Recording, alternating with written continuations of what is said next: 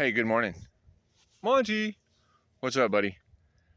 So, we're doing our morning workout, and he's been running all over the hill. He's not helping me nearly as much as I would have hoped. His dad was an expert excavator, but he has not yet shown me that he has gathered that. So here we are. There's one of my targets here that I shoot at, right there. And I shoot at it from down there. And so it's 140 yards from the door of the shop up to this metal. And yeah, so if you can hit a target that's only 12 to 14 inches in diameter at 140 yards with your pistol or a rifle, there's a pretty good chance you can defend yourself within the 15 feet that most self-defense shootings happen in. So anyway, but that's not my morning workout. Running around on these hills, I don't know if you can, cameras never do justice the angles in which we're operating. But anyway, so my friends brought me a bunch of trees.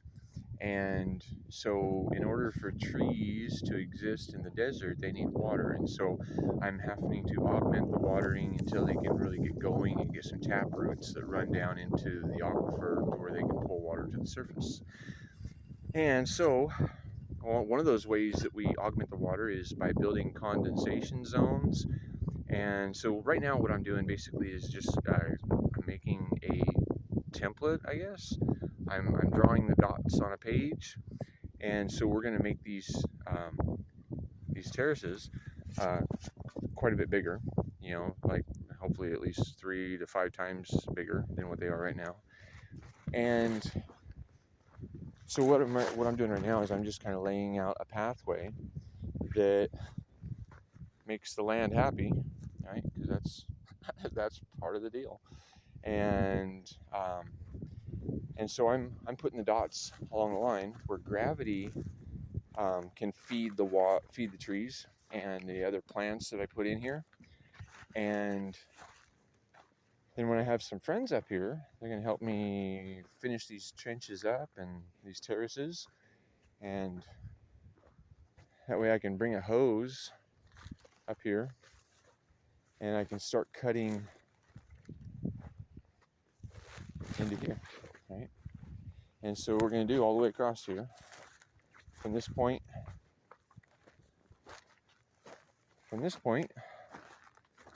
all the way this way.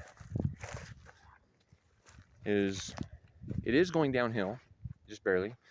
We're trying to keep it at a 1% grade or less, and I'm moving it away from the valleys, right? So I'm taking it from a valley and extending it onto the peaks, and by doing that, we get water flowing into the peaks, and we get some trees and bushes and stuff planted in those, and that really helps everything down below it.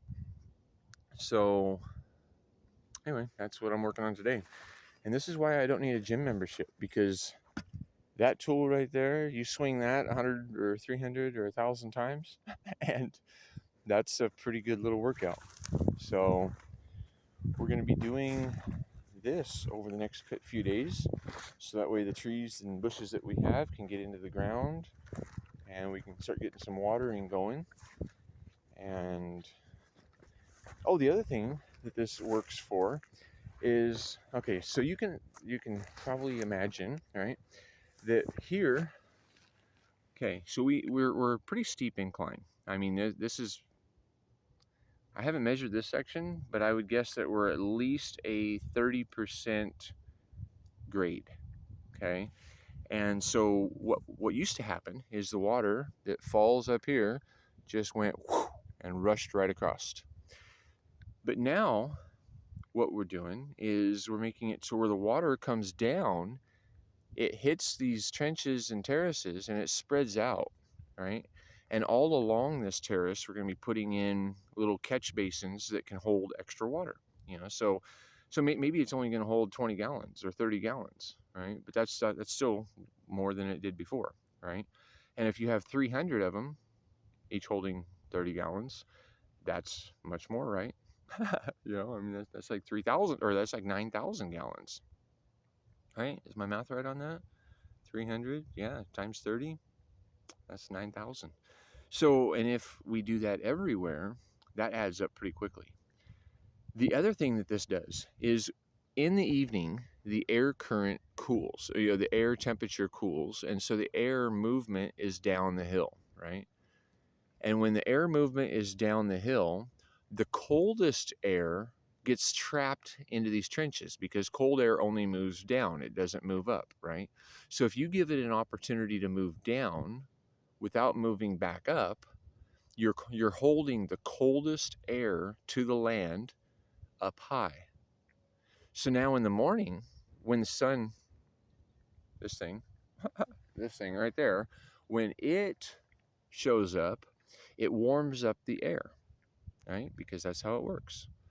And when it warms up the air currents are moving up here. So you've got the hottest air coming in contact with the coldest air, and that creates a dew point zone or a condensation zone.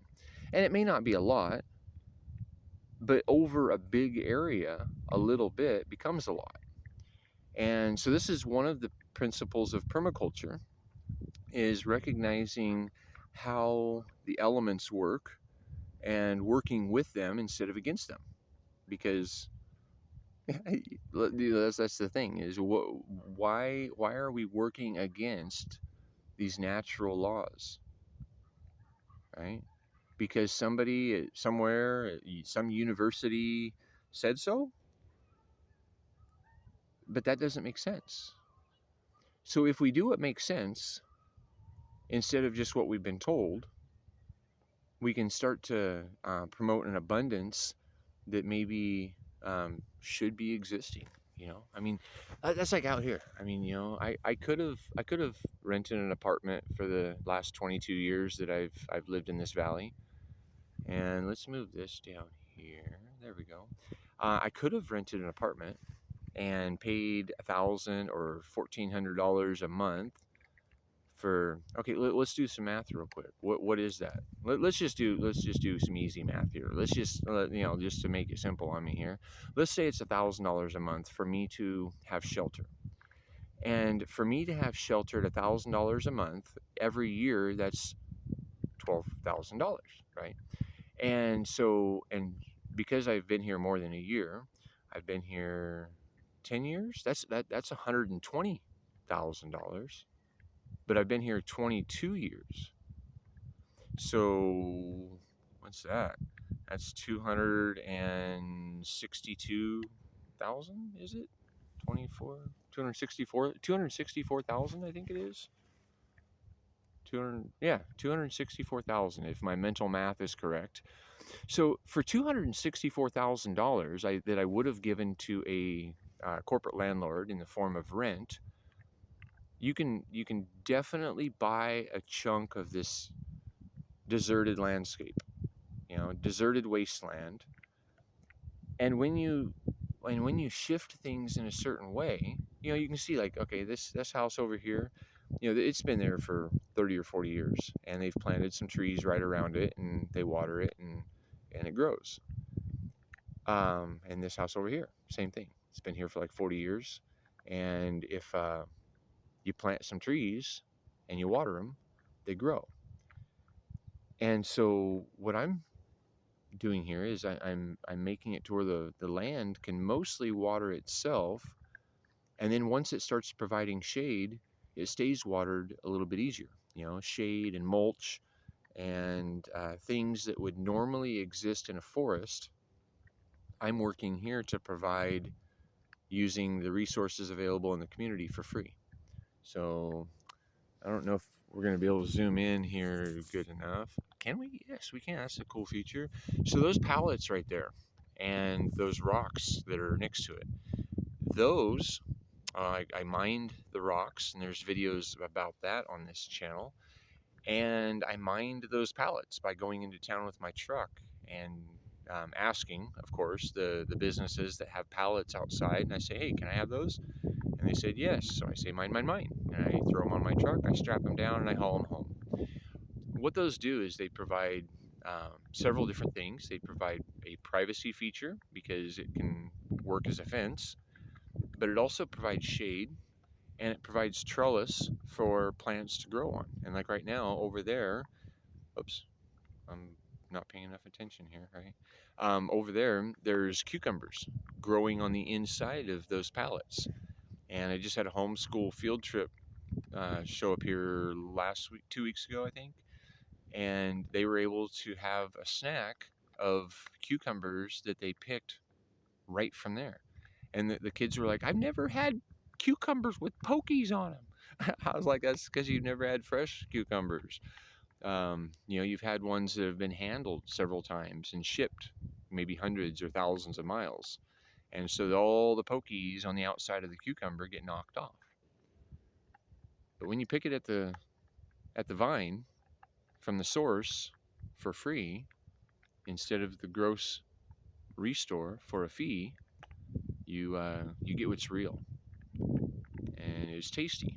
And I mean, kids were loving to eat their vegetables when they were able to pick it right from the garden. So anyway, my goal is to turn all of this desert wasteland into gardens. So that's what I do, and that's what I'm here for. That's what I'd like to bring to others, and ideas that help to shape the world in a better way.